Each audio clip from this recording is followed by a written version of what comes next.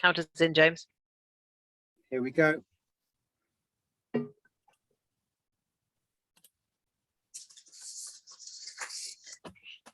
Well, hello, everybody. Thank you so much for joining us today. We have a number of people joining us from around the world, so I will say good morning and good afternoon at once. Philanthropy Company is delighted to be hosting this webinar, and it's really come about through a rising number of conversations with our philanthropy network and with our clients. So it's really come about through conversations. And what's become clear is that a lot of people are thinking about a possible tension between relative short-term funding and the long-term change that is needed so desperately in so many of the areas in which we work. And our panelists today will have a number of really stimulating and perhaps provocative remarks on that point. So why are we putting this on? Well, at Philanthropy Company, our mission is simply to increase philanthropic giving and the power to drive positive change. We work with a lot of philanthropists and we work with a number of charities to really create environments in which philanthropy can flourish. We give strategic advice, practical support, and expert training for charitable organizations. So let's leap in then into this webinar. In a minute, I'm going to hand to Lord Malloch-Brown, Mark Malloch-Brown, who has very kindly agreed to chair the panel. And I just want to say that we're incredibly privileged to have such a high profile and thoughtful and distinguished panel with us today. So a couple of housekeeping points, if I may. We are recording the webinar, so you should have received that notification, but just so that you know, it is being recorded and it will be shared on multiple sites, including on our own website and various other socials.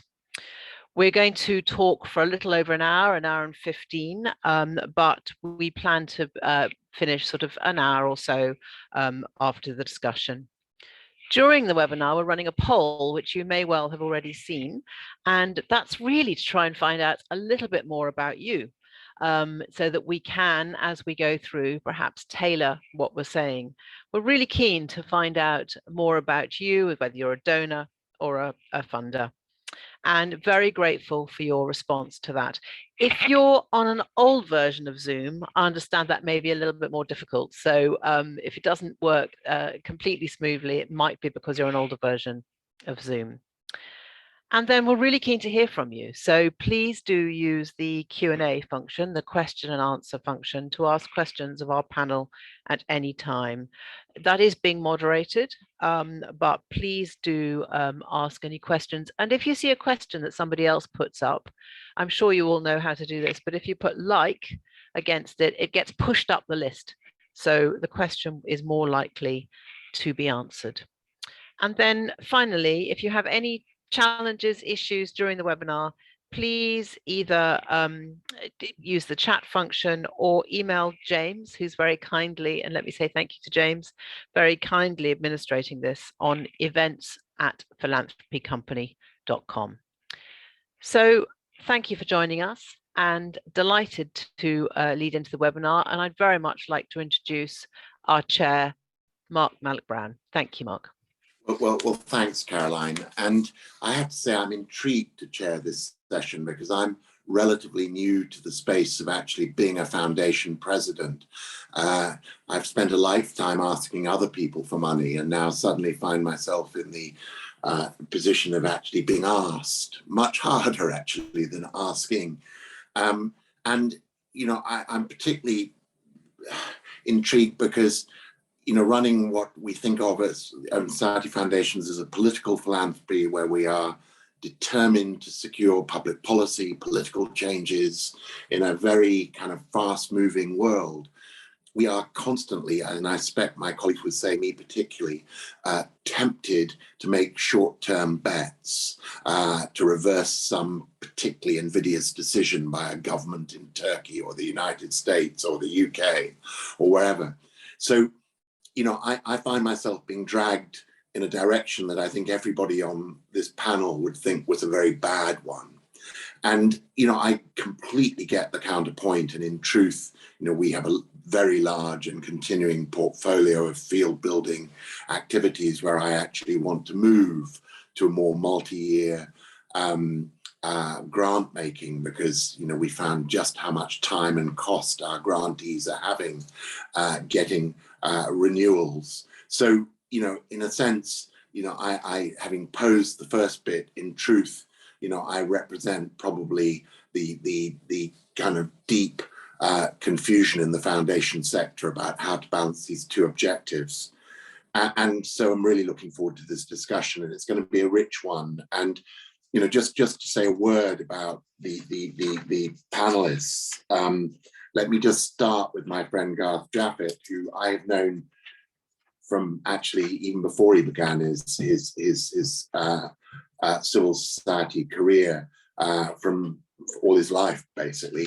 And like him, having strong South African roots of my own, I've watched how he has worked to invest in and build civil space in South Africa at a time of great racial antagonism and inequality and injustice, and inequality in access to issues like public health.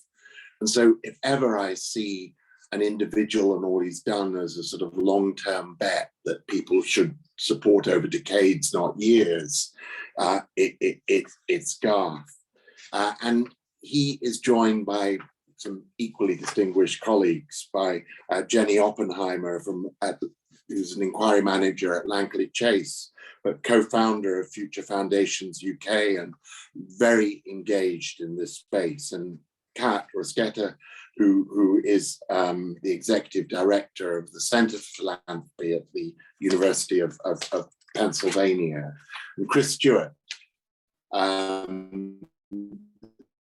Chief Grants, always been a thought leader in this space. So, tremendously rich panel, and each is going to start with a sort of 5-minute or so introduction. And let's start, Garth, with you.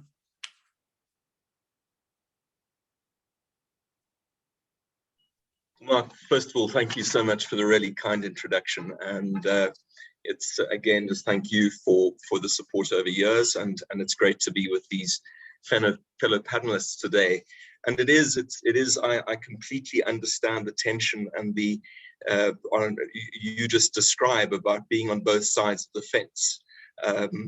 And the scale and the variety of the challenges that we face globally present people in philanthropy and foundation with some really difficult choices. I think we've got to acknowledge that.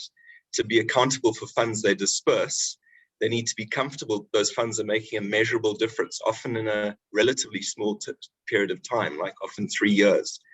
So I suppose it's natural that the emphasis on a lot of funding is towards projects that lend themselves to short-term measurable outcomes. Examples would include a lot of the projects that contribute to the MDGs, such as education, job creation, environmental and health projects. These can generate significant impact indicators in often a relatively short period of time. And by that I mean, number of jobs created, number of girls in school, number of patients treated. These are nice, hard sort of measurements that we can often get relatively quickly. However, there are a number of major challenges that do not lend themselves to these more easily measured short-term outcomes, particularly those that are seeking to change attitudes, beliefs, and behaviors. So they're more difficult to fund. This is the type of programming, as Mark said, that fortunately or unfortunately, I've been involved in for the last sort of 30 years or so. They require long-term interventions that may only reap benefits in the next generation. However, they are as important and often more critical than those that have shorter impact timeframes. An example of such a challenge, and Mark, you were talking about it, is requiring the sort of heart and mind change, are the deepening divisions in societies that we are witnessing that threaten actually to undermine a lot of the MDGs. And examples of that, in Western Europe and in the US in particular, would be the polarization between right and left-wing politics. In Europe and in the States and in other parts of the world, the tension between migrants and residents. And then, of course, in my own country, between races and ethnicities. And in South Africa, although, yes, we went through a transition, which was in its own right a miracle in '94, there are still deeply entrenched divisions of race and more recently, unfortunately, ethnicity that continue to undermine our ability to tackle our problems, including education, health, and economic development. And that is an issue that particularly these divisions that Heartlines, with the support of Templeton Religion Trust, I'm very grateful to, has been addressing over time. So the thing with something like that is that addressing short-term programming of beliefs and behaviors around something as deep as race and ethnicity that has been formed over many generations, to expect 3-year impact on real change is not realistic. And so, the question is, should we be dissuaded from actually addressing those problems? And the answer is obviously not. We need to address them and to commit to multi-year interventions of often 10 years or longer before expecting significant change. But understandably, as I said earlier, there's this tension where most donors need these short-term deliverables. They need to know what difference has our intervention made in 3 years, not 10. The result is that donor proposal requests are often usually for 3 years and seldom longer. They're often acknowledgement, but not always, that this period may only enable the program to deliver on intermediary indicators, steps towards the sort of change that we want to see. And there's an acknowledgement that real change may not happen for quite some time. However, and this is the big however, even if one reaches those intermediary indicators and they're positive and suggest that with time and with support, that you're on the road to making real impact, you often get the funders' priorities have changed, or because it's now somebody else's turn to pick up the baton, they move on to other priorities. And this, unfortunately, often undermines the long-term potential that is required from these type of programs. I'm going to use a current analogy, which would be supporting the development of a new COVID vaccine and saying, well, we like the idea, but we're going to just support phase 1. And even in even if it was successful, we're going to move out. So I suppose the question for the panel, rather than just saying, oh, woe is us, is as Mark was saying, the confusion. I'd like to potentially just put some suggestions on the table here of how donors who are seeking to deal with these sort of structural long-term behavioral issues. As I mentioned, divisions, gender-based violence potentially is another one, could actually maybe look at how to program. And do so in order to measure your short-term difference, while at the same time enabling projects to plan long-term and implement in the long-term where necessary. So I would like to suggest that donors potentially look at long-term support, a commitment, but, and here's the big but, the following conditions. Request the long-term plan. What is the 10-year horizon? What would this look like if you had 10 years, 15 years to implement? And what would those milestones look like along the way, which would be, if you reach them, would be predictors of success? And then if you're happy with that bigger plan, then request that 3-year budget. What are with the short-term indicators, but acknowledging the fact that we're on a 10-year journey here. And then clearly at the end of the 3 years, you've got those milestones, which if you've reached them, then there's potential and you've gone on to fund the next phase. I'm going to just finish with this vaccine metaphor. This would be like a potential vaccine funder asking a development house for their development plan and milestones, not just for phase 1, but for the entire vaccine development cycle all the way through to manufacture. And then agreeing to fund phase 1 on the basis that if phase 1 is successful, it's a great indicator. We will then walk with you on this journey. The advantage of this approach is it takes into account the funder's imperative for short-term results and accountability, while giving programs such as the ones that I have been involved in, the long-term support they need to deliver against these ultimate goals over a long period. Such an approach, I really do believe, could be a game changer. So it's with those thoughts, Mark, thank you, that I hand over to my esteemed colleagues on the panel. Well, thank you.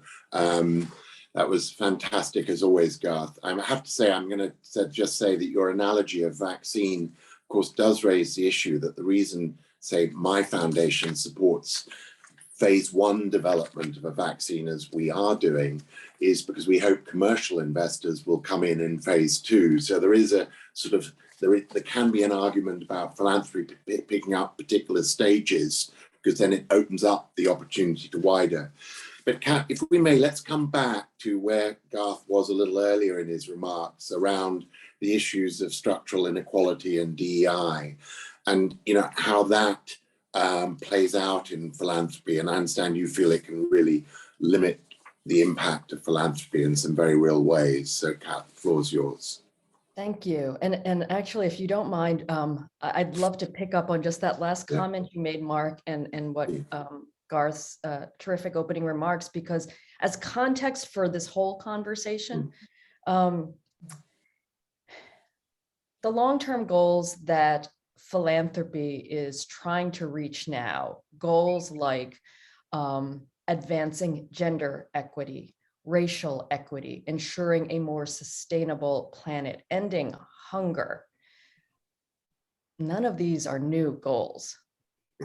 So not only are we talking about goals that to make real progress require generation, any progress that we enjoy today have involved multiple generations of work, and not just the work of philanthropy, but as Mark just said, philanthropy, you take the endowments of the 10 biggest foundations and they are a drop in the ocean compared to the financial resources of our governments and compared to what the commercial sector can bring. So just as context for this overall conversation, I want to remind all of us that philanthropy in terms of financial resources is tiny.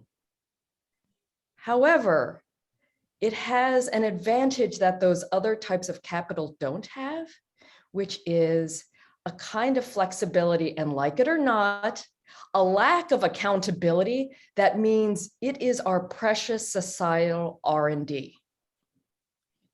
And I think that frame can help us think about both the short-term funding as well as the long-term funding, because we're on this collective journey to a better world, and any journey starts with a step. And some of to go back to Mark's setup, some of the ways in which we collectively, as those in the philanthropic and nonprofit sector, can make faster progress on that journey is to recognize the structural inequality that is baked into philanthropy itself, the DEI issues that Mark teed up. And Mark, I don't know if you found this, but many of my colleagues and friends who were once on the other side of the funding relationship seeking funds, and now we're in the position of grant makers, joke, and we all recognize the truth in this joke, there is no better makeover. You are now more handsome, funnier, and smarter than you've ever been. And why is that? Because of the power differential that exists for those who have the resources relative to those who are seeking. And when you look at who controls those resources, you see the very same DEI issues that the nonprofits who are working towards change experience in terms of race, gender, geographic location, right? So DEI issues, diversity, equity, inclusion, are both the work of the nonprofits being funded and also is required work for funders themselves because of the power differential that exists between those who have resources and those who are seeking resources. And there is a new guidebook that our team produced that is available for free called Talent for Giving, that talks about how that plays out in philanthropic decision-making and how funders can address that so that they are better prepared to move faster and longer on the philanthropic journey that they're on. The second issue I would tee up is how funders can better dismantle structural inequality. Because when you think about why these problems persist, despite the millions, billions of dollars, and the very smart minds who have tried to make progress before all of us, it's because these structures, the institutions across all three sectors are reinforcing the status quo. So how do we as funders dismantle structural inequality? What we found, and again, this is free, will be free guidance from our center, is a toolkit where we examined the kinds of frameworks and decision-making rubrics available to do just that. And what we found is there's lots of good advice and opining on what makes good grant making. But two elements that historically have not been pulled out are assessing proposals for two things: inclusivity and durability of power. Inclusivity meaning, to what extent is the solution that's being proposed driven by those who will most directly benefit from their success? And durability of power, to what extent will this proposal actually shift agency and power to those who have historically been excluded? When proposals are screened for those elements, then we move a little farther down that path, because we start getting to the types of systemic change that folks are interested in for joining this conversation. And as my last comment, because I want to build off of Garth's great points about measurement. That is one of the reasons why people put a shorter time frame for reasons of accountability, right? And measurement. They want to have, nobody wants to waste their money, right? And the risk of things going off the rails increases with more time, right? So you narrow the window in the hopes of control and accountability and clearer measurement. And I would offer that there are 4 different ways philanthropy can help. And I think too often our measurement framework is based on the most narrow way philanthropy can help, which is direct service interventions. They are the most easily measurable. They can be measured in a short time frame. But if you take to heart that philanthropy really can serve as society's R&D, then in addition to direct service programs, philanthropy can fund the capacity of a sector. Philanthropy can back needed policy changes, can advocate, and philanthropy can invest in true innovation. Now, each of those 4 philanthropic plays, direct services, capacity building, sector building, field building, that's a second, policy and advocacy, and the 4th, innovation. Each of them have a different time horizon, risk profile, and evidence for impact. So we need to right size our expectations, our tolerance of risk, and the way we measure based on which one of those 4 plays we're backing, all of which are valid and all of which are needed if we're going to get to that end of that long journey that we're all headed on. So hopefully I've added to Garth's and Mark's comments and food for thought for this panel, and I happily cede it to my colleagues. Well, thank you, and that was great, Kat. Let me now turn to Jenny to build on this, and I think you've got a funder's perspective on how you do build system change over time. Jenny. Thank you. And Kat, can I say I really love your framing of philanthropy being societal R&D. I'd like to build on that and say we should see ourselves as angel investors, really. And so to the question of thinking about grant making and systems change, when as funders we think about it, I believe that there are 3 things we need to be considering. And some of this will actually be building on what you have said, Garth and Kat, just saying it in slightly different ways.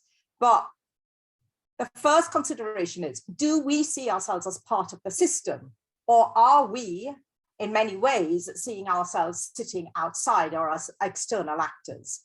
And if we are seeing ourselves as part of the system, then that really means that we should be looking at our processes and challenging our business as usual practices, because we know there is enough evidence out there to show that long-term core flexible funding, it's what organizations are crying out for, and that with that type of funding, networks, people, organizations are freed up to act, to innovate, and to stay true to their purposes. But we're still not doing it, and the system's sort of snapping back, because the Center for Effective Philanthropy has just published a survey of 300 foundations, and it found that only 21%, only 21% are still maintaining those flexible funding measures and practices that they introduced during the pandemic. And the Bridge Span, as they did some research into philanthropy and how that led to lasting change. And what that research highlighted was that 90% needed 20 years or more. So coming back, what does that say about what we as funders should be thinking about in terms of systems change? And my challenge to funders is that, are our current actions really being directed towards mobilizing long-term change, or are we still mostly sitting in that place, that comfortable paradigm of doing good deeds? My second point is that, what can we learn from social movements who are in the business of long-term change? When we as funders start to talk about systems change, we can get a bit purist and a bit in our heads about it. But from my work and from the experience of being part of the Edge Funders Alliance, I have come to appreciate the role that social movements play in change, and to see that in addition to changing practices, funders need to be building solidarity with movements. We need to learn from them, and we need to be supporting transformational actors and alternatives. Because after all, movements are old hands are trying to tackle and change systems. BLM, #MeToo, the movement against apartheid, and others like them. What did they do? They took a long-term view. They mobilized, they organized, they connected with the grassroots, they encouraged leaders with experience of injustice to step forward, they ceded power, and they built coalitions across boundaries. The recent climate win against Shell is a story of such alliances that were built across boundaries, that were intersectional and were international and were decades in the making. So my question to funders are, how can we better support social movements? What needs to change, and what do we need to do differently? And my third point is, the spaces that allow change to happen need to be nurtured. And by that I mean, and to some of your point, Gart, is that we need to think about impact differently. In social change and systems change, we can't attribute a change to a single action. We just can't, because it's messy and it's unpredictable. And while it's kind of helpful to have a vision of the change we're working towards, I've really yet to experience a sort of a linear pathway to that. So we need to have the room for adjustment. At Lankelly Chase, we are paying particular attention to the conditions that allow change to happen. And we frame it as the 3 Ps: perspective, participation, and power. And that goes some way to the point you raised, Kat. It's about who is doing the work, not about doing the work in a particular way. It's about giving people the freedom to create on their own terms, about resourcing them to act rather than dictating the action, and about recognizing we need a plurality of approaches. So for us, our attention is less on the outcome and more about who's involved, who's been asked to tell the story, who is not part of the story, why aren't they part of that story? Who's making decisions? Is it lived experience, learnt experience, practice experience that's dominating or leading? And what are the power dynamics at play? How can we build and shift power? And where's the participation happening? Now, I'll give you a couple of examples. We are investors in a national network of lived experience leaders that are challenging the existing norms around knowledge, how knowledge is produced, whose knowledge is it, what knowledge is elevated. And we are also backing the development of a new foundation in the UK. The Baobab Foundation is taking a participatory approach involving frontline Black and minority ethnic organizations and networks. And they are the investors, the developers, and the builders, and they will be the owners and the custodians of the new entity. So my question here is, how could we get beyond thinking of short-term outcomes to getting to a place where we're thinking about supporting the conditions to nurture impact? And all of these conditions that allow change to happen, they're similar to the ones that allow collaborations to thrive. And if funders are able to see themselves as part of the system that they're trying to change, it will inevitably lead to more collaborations and alliances that build out to include actors across the system. Change is good if we can build it together. And funders, if we see ourselves as actors in a bigger system, we should also be thinking about decentering ourselves. Thank you. I'll pass on to my colleagues. Okay, Chris, we come to you, and I look at you as a sort of long-term conscience on this. Both, I think, you personally and the Templeton Foundation, have always put a real emphasis on the long term. So you've got the floor to make that case. Yeah, well, thank you for that. And I thank the panelists. I mean, I have to resist the temptation to just keep thinking about what they've already shared and focus a minute on what my 2 cents, as it were.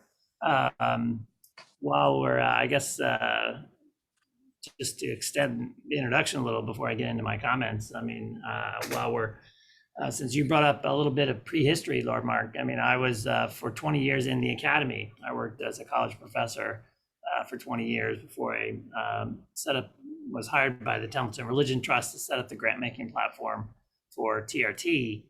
Yeah, it does. It's a very isolating position to be in. It changes your relationships with people.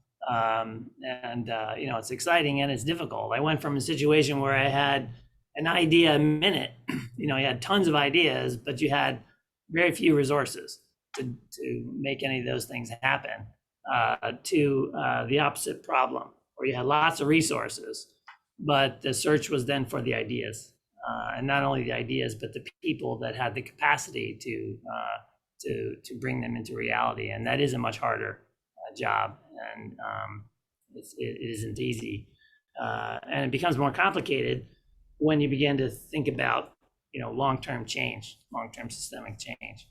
And it is something that is baked into the Templeton philanthropies, all 3 of them. And just a reminder, I'm with the Templeton Religion Trust, which is based in the Bahamas, which is a sibling to the, I think, comparatively better known John Templeton Foundation, which is based in the United States. And then there's also a Templeton World Charity Foundation. There's three large-scale philanthropies with identical mandates, but operating independently. Templeton World Charity Foundation is also based in the Caribbean, and we share an office with them. So what I'm about to share is actually equally true of all 3 Templeton philanthropies. And what I wanted to start with is to actually read to you a short section of our governing document, written by Sir John Templeton, who in this passage is referred to as the settler, because we're a trust. And so the trust is the founder is the settler. And so this is some words that he wrote in explaining the purposes of the trust. And it's a section of the charter referred to as means to maintain the purposes of the trust. So here's what it says. The settler is aware that the purposes of the trust could be difficult to achieve and will require decades or centuries of work. For many years, it may appear that the work of the trust is not producing measurable results, and some may believe that it is impractical to pursue the purposes of the trust, or that those purposes are impossible to achieve. The trust may be criticized by individuals or groups who believe that the purposes or methods of the trust are contradictory to the teachings of some established religions. The settler intends that the purposes of the trust must not be abandoned or modified, even if it is difficult or impractical to pursue the purposes of the trust, or if those purposes appear to be impossible to achieve. And then he adds, the settler directs anyone construing this settlement to the history of the pioneers of modern science who faced similar criticisms and even persecution. Yet they persevered over many centuries, and as a result benefited mankind in ways unimaginable only centuries earlier. So that's the mandate he gives us.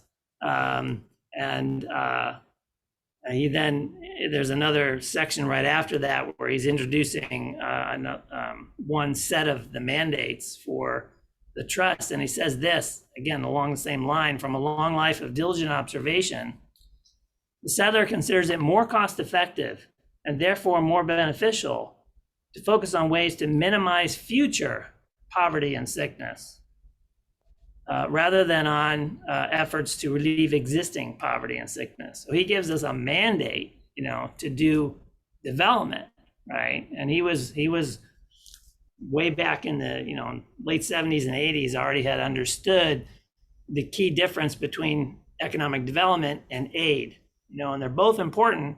But he says, I want the philanthropies to focus on development, long-term, future poverty and sickness. And that's, as you say, Lord Mark, that's the kind of mind that he had, and the kind of vision that he had for this big vision that might take centuries. He literally says centuries to achieve, but you should never abandon it, no matter how much you're criticized. So that's the call. And I can say from experience, even though that long-term emphasis, that long-term focus is baked in to the trust and the other Templeton philanthropies, it's still very hard, especially for boards in particular, to avoid a kind of preoccupation with short-term measurable results. It's still a challenge. And I wanted to talk a little bit I make a couple of points about some of those challenges, and some of them will be, we'll brush up against points that have already been made, and then we can open it up. So there are at least two possible explanations for not producing measurable results. So let's say you're going along, you're beavering away, and you're not producing measurable results. Well, there's a couple of possible explanations. One is that your aims or your purposes themselves aren't quite right, or not achievable in the first place. Now, Sir John says he rules that out. He says you can't go there. That's a place we cannot go. The other possible explanation is that you haven't been at it long enough. It's just a big challenge, and you need to just persevere, or maybe you're not using the right methods entirely, or you've overlooked some important necessary condition. There are other possible explanations. There is, of course, a third possibility, which is that you're using the wrong measurement tools. In other words, you're trying to measure what you're doing, but you're not doing it right. And so maybe some real change is happening, but you're not detecting it because you're not measuring it in the correct way. And I'll get to that in a minute, though. But for the moment, I want to make a couple of other points. The first point is that it seems to me that the longer term or more systemic your goals, things that have been mentioned before, increasing inclusion or inequity, or maybe take the SDGs, something like that. The more longer term your goals, the more variables you introduce. And this brushes up against the point that Jenny was making, or similar to a point she was making a moment ago. So there are a lot of factors that are individually necessary and perhaps jointly sufficient to bring about large change. And a successful 3 to 5 year project is at best going to address a small subset of those factors. You know, it might address one necessary condition for longer term sustainable change, but that one accomplishment is rarely going to be sufficient. This is the point that Garth was making right at the beginning. So no single project can do everything that needs to be done. Funders need to understand that. And then this is related to the point Jenny was making about there are a lot of hands working to change the system, and they're not all doing the same thing. And it's a good thing they're not all doing the same thing, because there are a lot of things that need to happen. And so funders need to be aware of that when they're looking at individual projects. But also the second point is that this underscores the importance of having a theory of change. This is a slogan within philanthropy, and after a while, it's easy to become cynical about it. But it's important. And what do I mean by a theory of change? This is something like what Garth was talking about earlier as well. By theory of change, I just mean a description of the pathway to impact, as we sometimes call it, that traces a plausible causal connection between the proposed project activities and outputs on the one hand, and both the near-term and long-term downstream effects. Right? You need to have some understanding of what the causal pathways are, and have some sort of plausible account of those, both with respect to the near-term and the long-term downstream effects. Now, the former, obviously, the near-term effects, are more to be expected because they depend mainly on the successful execution of the project. If the project is done well, you're probably going to achieve your near-term outcomes. But the causal pathway to longer term downstream, that should identify and take into account these additional variables beyond the scope of the project. All right, to recognizing that, look, if this project succeeds, you know, that's going to be important, but it also depends on these other things happening, which this project is not doing, right? And that's similar. It's that comes into this kind of 10-year window that Garth was talking about. So if we do this successfully, and we're successful in this 3 to 5 year time frame, and we continue at it, and these other things also happen, then this is where we'll be in 10 years, right? You say, well, that's a lot of ifs. Well, it is. I mean, that's the reality. That's just the reality we have to live with. So, you know, this is important not just for applicants. It is important for applicants to say, look, this is a 3 to 5 year project, but we have a 10-year vision, you know, as Garth was saying. And we're also aware that these other factors. It's important for applicants to understand that, but it's also important for funders to understand that. Funders need to have a theory of change. They need to have some ideas about the causal mechanisms involved in these wider systemic changes that they'd like to see, so that they can, one, know whether or not a given project addresses one or more of the necessary conditions, right? Should we fund this project, right? Is it relevant to any of these causal factors that we've already identified independently? And secondly, so that they can seek projects that address these other variables and can identify where there are gaps in funding. And if you don't have a theory of change, you're not going to know. Say, well, if we fund this, will this positive long-term downstream effect happen? Who knows? We might say, you know, it might happen, but we don't know what are the other conditions. So we don't know what other projects to seek to fund. So funders need to have a theory of change themselves in order to identify the multiple factors and the many variables involved in these kind of large social outcomes that we seek. So finally, to return to the measurement point a minute ago, which Kat raised and Garth also mentioned, I mean, this is, of course, in philanthropy, as in a lot of social science research in particular, this is the holy grail, you know, measurement. Figuring out how to do this is really difficult and challenging. Clearly, some changes are just going to be difficult to measure. I mean, either because they apply to systemic issues. It's just the size of them, the largeness of the issue, or because they're just notoriously difficult to measure, such as the sort of work that Garth does in character development. It's just it's hard to measure change in character development in individuals. I mean, not even talking about societies. It's hard to measure character development. We think about this because that's one of our mandates, character development. So this is an issue that Templeton Philanthropies do wrestle with. And even if it's possible, say, to determine that a particular character trait has been strengthened in a given person or is now present where it was previously absent, it's hard to know that the change occurred because of the intervention, right? And this is related to a point Jenny was making, that no, particularly when we're talking about social change or individual change, say at the level of character development, no change can be tied to a single action. That's linear thinking, as she put it very well. It's also familiar to those of you who work in the social and behavioral sciences. It's the well-known distinction between correlation and causation, or worse, in logic, the post hoc ergo propter hoc fallacy. After this, therefore because of this, right? We did this program and it had these effects, and how do you know that the program produced the effects, right? That's you have correlation, but as David Hume famously reminded us in the 18th century, that's not the same as causation.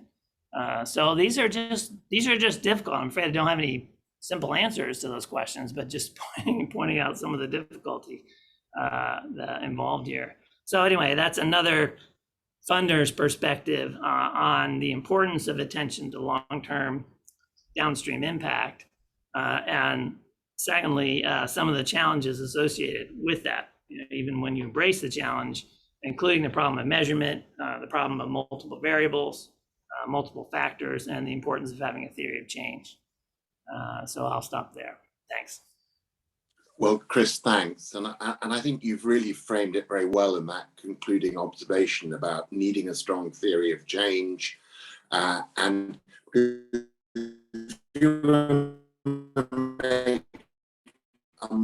Kat told us much earlier in the discussion, from limited resources, and in the chat, for example, we've got a message from Andre Shearer, who many of us know as an absolute champion of early childhood development in South Africa. But he asked what he's asked me many times before, quote, why should early childhood education and development still sit in the back burner of funding when its continued failure challenges virtually every single pillar of current philanthropy, be it climate change, women's empowerment, gender-based violence, hunger, social justice, and almost all others. And Andre, I was in another seminar yesterday where someone made as passionate a case about climate change being the root of the rest, that if we don't arrest climate change, the lives of millions of kids and their parents is going to be fatally undermined by changes in climate and availability of water and food, etc. So, everybody ultimately has their own theory of what the priority is.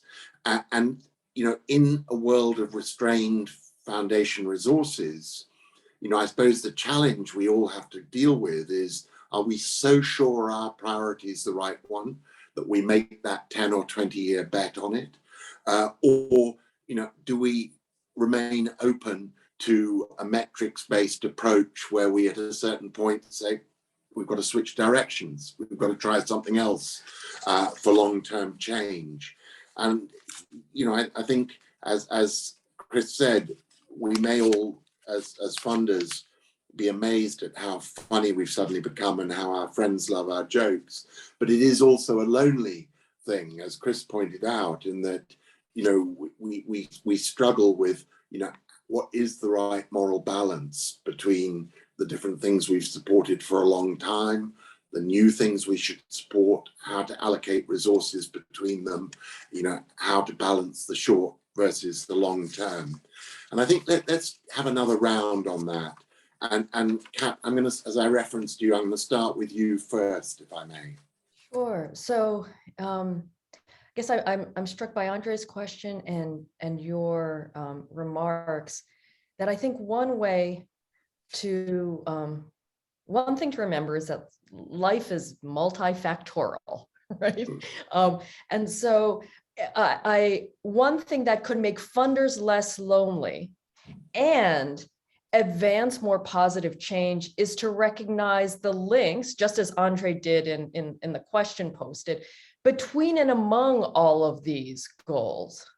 An example is our team at the center has been involved in two efforts. One is a long-standing early childhood donor toolkit. So it's a toolkit for funders, again, available for free from our website, interested in ensuring success, a foundation of success for young people, 0 through 5 especially.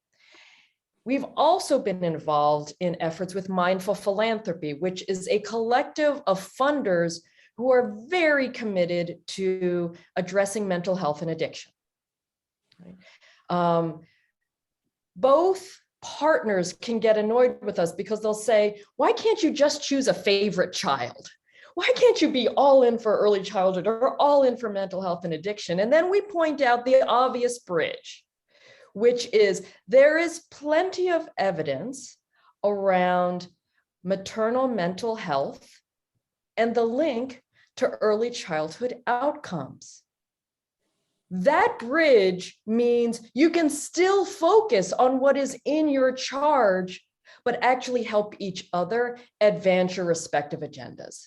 And I think that is the way to think of it. I absolutely understand there is competition for foundation funding, right? That's what makes us all think of those silos and what can make funders feel quite lonely and bad because nobody wants to say no. But if we can find those bridges, I think everybody can get to say yes. Garth, your thoughts? Thank you, Mark, and thanks to everyone. I suppose I am the only one on the panel who presently is involved in I suppose being a practitioner, and I think that Chris's point around theory of change is a really important one. And some of the points that have been made around social movements, around the fact that these type of issues require a long walk in a direction, and you never quite know whether you are, the change or part of the change. I think I come back to our dilemma is that foundations, by and large, are still set up to, even if behind the screen, so to speak, they have had internal discussions to say, we're keen to support them in the long run. There isn't that sort of, in my experience, that sort of, as long as you keep on moving down this theory of change and keep on having those intermediate indicators, we're in this with you for a while because we realize it's going to take a while. And I think that's from otherwise we lurch from one program to another, even if we have moved the dial at the beginning of that theory of change. And Mark, I suppose coming back to your vaccine analogy, unfortunately, there are a number of issues that don't have a commercial basis to them. And that's the role of philanthropy is to be funding in areas that actually, and so I suppose my plea is much more for a longer term relationship, which acknowledges the need for short-term measurables, but that is a partnership that is expressed over a number of years rather than, moving from 3 years to a possible next 3 year to go and find another donor. So I suppose that's a perspective from people like me who actually work in these more difficult areas that require long-term systemic change. Okay, let me just because I want to make sure we give an opportunity to move the discussion on, I'm going to put the next question to Jenny and to Chris, which is from Jenny Bogoni in the chat. Thank you for all your comments. Can any of you speak to the need and or challenges for funding intermediaries or conveners to support long-term systems change? I think that piece of the question probably, I don't need to read the rest. If you can see the rest of it in the chat if you want to, but Jenny, Chris, shall we take both of you on that? I could probably start with that, speaking to the need for funding intermediaries. So that is something that I think it speaks. So if I use some of the examples that Kat was talking about systemic inequalities that exist, and if we look at Foundation World and who sits within Foundation World and how we got there, although I'm not quite of that framing, I think we all come from particular sorts of backgrounds, and just in the way we communicate, how we write, how we speak, what's expected, we look and sound in a particular way. And we aren't, what COVID has really shown us, and BLM and others, is that we aren't really connected to the communities that we are seeking to change systems for and to support. So intermediaries that are connected, that are from the frontline communities, that do understand the issues, they are the organizations that are putting their bodies on the line, are developing the solutions, are connected. And it is about building those relationships, having trust, and giving up control. So it's about that shift the power process. And in terms of work that we have done at Lankelly Chase, I gave the example of Baobab, but we also funded Resourcing Racial Justice, which was a fund that came out at the beginning of COVID, because we realized that money was not getting to minority communities.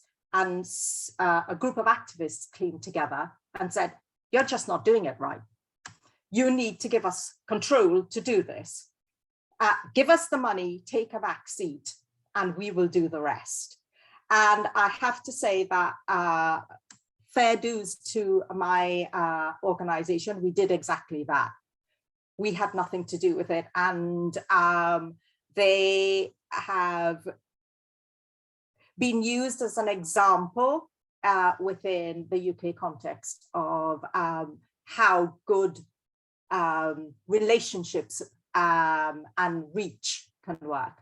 So that's my argument for intermediaries. Yeah, well, I could just square those comments. I mean, those are terrific, Jenny. I mean, I think particularly several points, but one of the central points is that to emphasize that funders, and then they need to understand that the fact that they're not connected to the issues on the ground.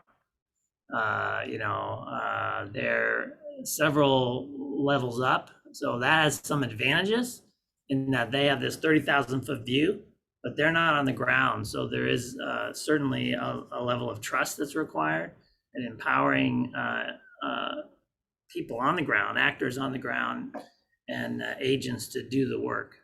We're not doing the work. So our role, I mean, and particularly in Templeton, Sir John had some very specific rules that did not allow us to manage and control projects. So we're not an operating foundation either. So our job is to find program executives, people that can execute programs. You have to go through quite a lot to get a grant from Templeton. But once you do, and Garth can probably attest to this, we turn on the tap, then it's like we let you get on with it. A lot of hurdles you have to go through to get the grant, because we have to know that everything's square, that we understand what you're going to do. And then once you do, we stay out of your grits. I mean, we just let you get on with it because it's all about finding trusted partners and giving up control, as you put it. And that's really key. And funders need to understand that. So really, as I say, the search, as I said earlier, the search is really for people who know what they're doing, who are smart, who have a theory of change. They understand the bridges, that Kat talked about. They know what the research says. This isn't just a hunch that they have, that if we do this, good things will happen. You have to, and the challenge for funders is to find those people. So, and we've done a bit of that. We've funded, for example, the Inclusive America Project at the Aspen Institute, which is an example of one of these kind of intermediary organizations that do a lot of convening themselves and a lot of disseminating theories of change and so on to people in the space, both funders and actors on the ground. So anyway, those are great comments that Jenny made. So I could just square those comments.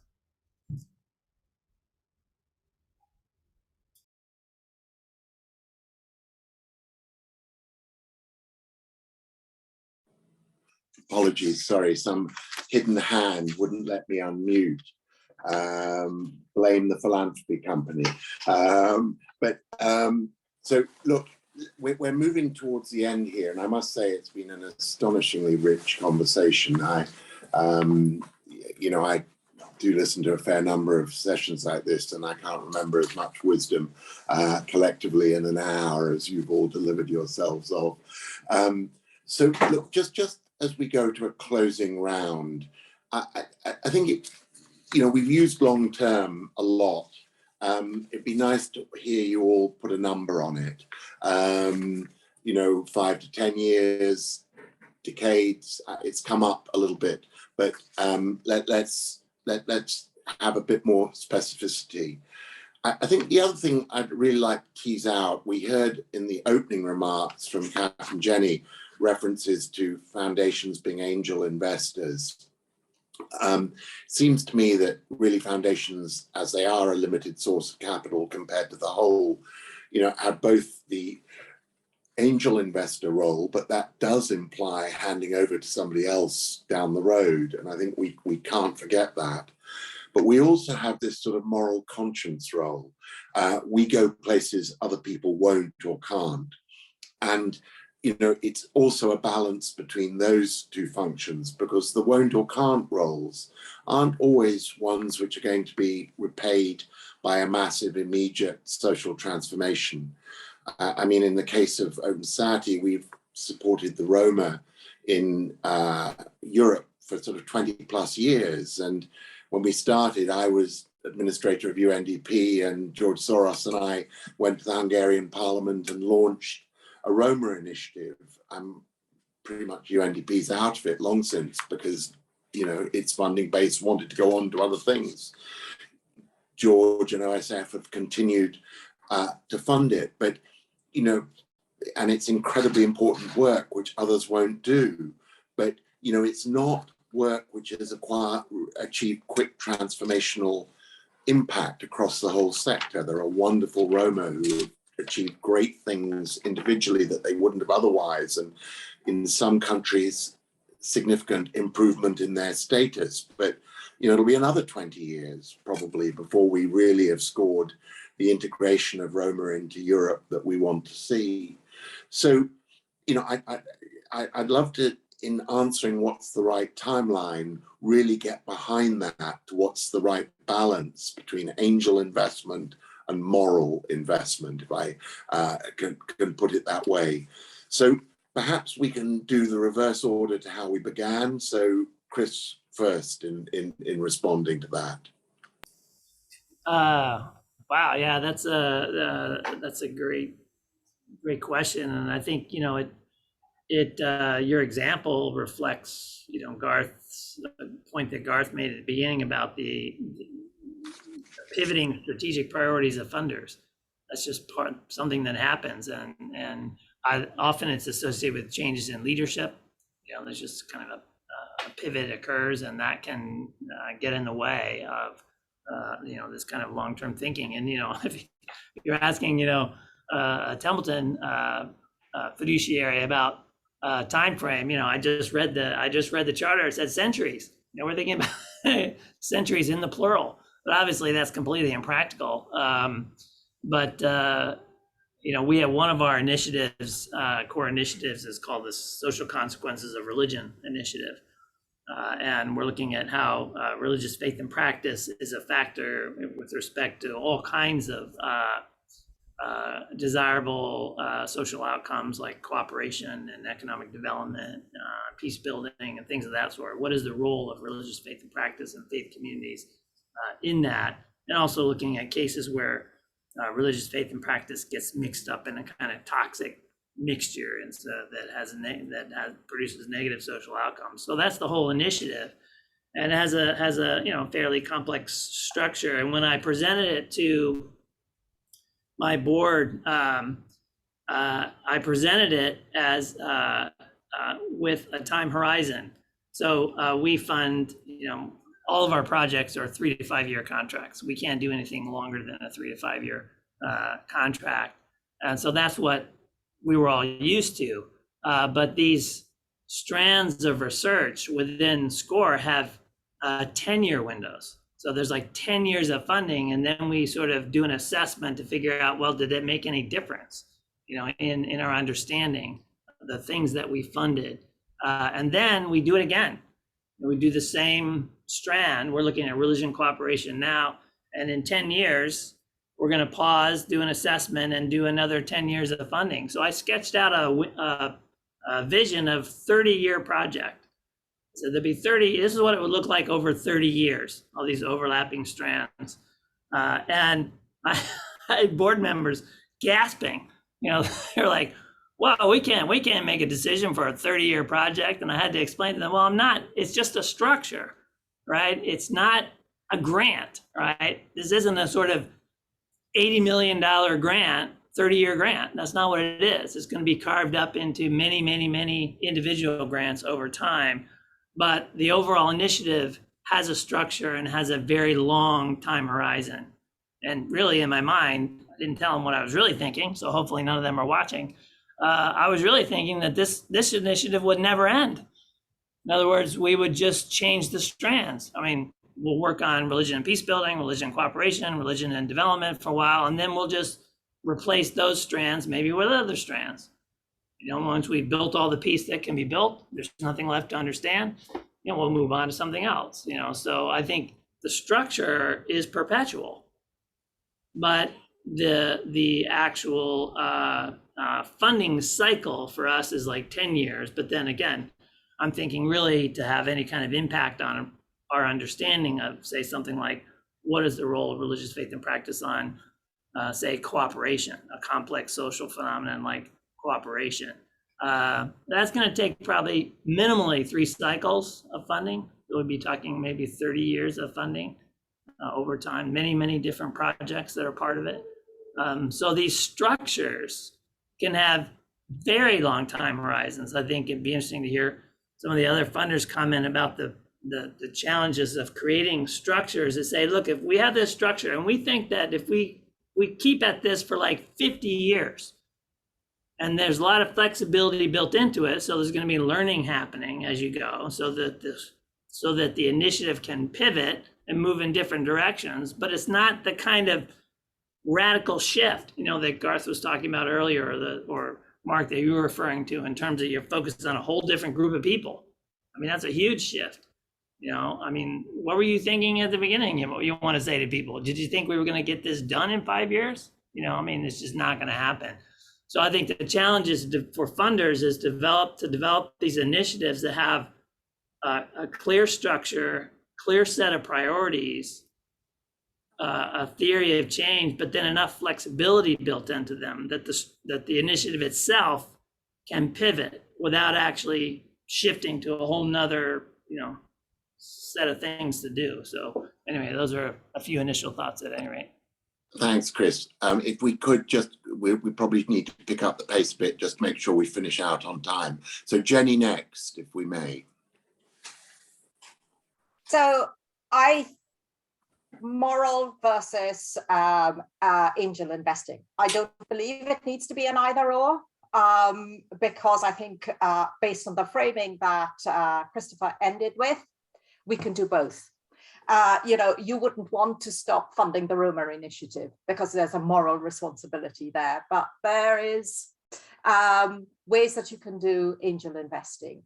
And in terms of length of time, well, us funders, we like a bit of evidence, don't we? So, I brought in Bridgespan research where it said at least 20 years, most of them over 50 and even longer. And, when we're talking about systemic issues, you're going to have to stick at it for a long time.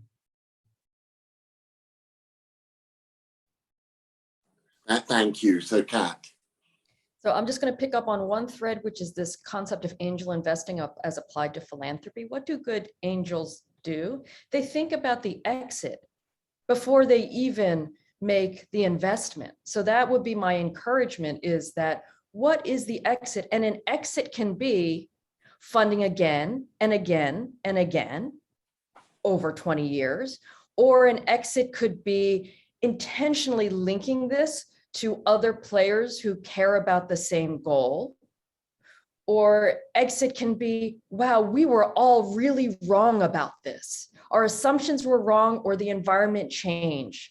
Let's do something completely different, right? So I'm not going to give a time frame, because I think this really, funders' choices have to be right-sized to their level of risk and to the goals of those that they are funding.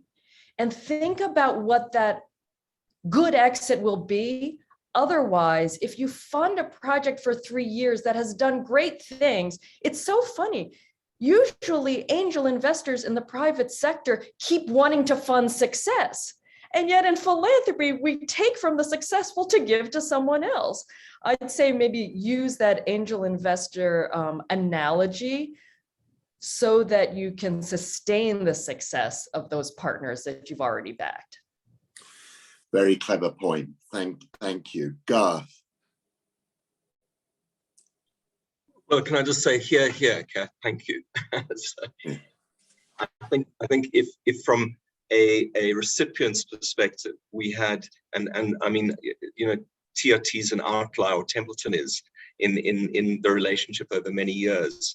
But if from a recipient's perspective, we understood that if we keep on moving along that theory of change and delivering, that the intention from the partner is to be with you for the long run. It changes the way in which you operate. It's not a guarantee from your funder or your partner, but it is, as you say, like an angel investor.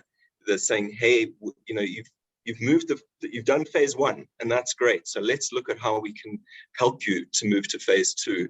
And that just would change the dial for many of us working in these long-term systemic change issues, that we weren't in our own minds constrained by the thought that the donor is out after 3 years.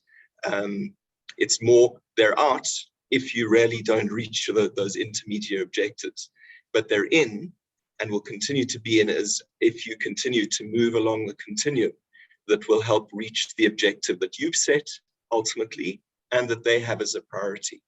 So yeah, thank you, Mark. Thank you to the panelists. Thank you, Philanthropy Company.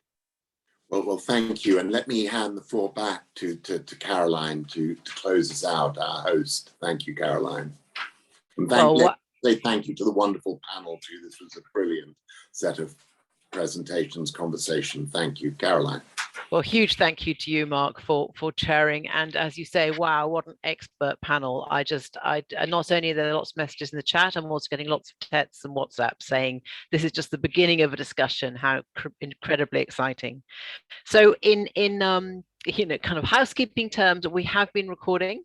This will be available on our website and on our YouTube channel. And I believe that everybody who's on today will hear from us in response to the poll that you've taken part in during the discussion.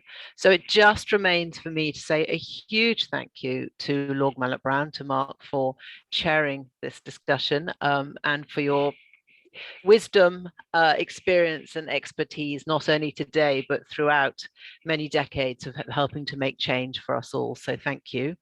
And a huge thank you to Kat, to Jenny, to Chris and to Garth for honestly just stimulating, expert, exciting comments. And I wouldn't be doing the right thing unless I also said thank you to my colleague James, who is behind the scenes and has very much helped put together today as part of the Philanthropy Company team.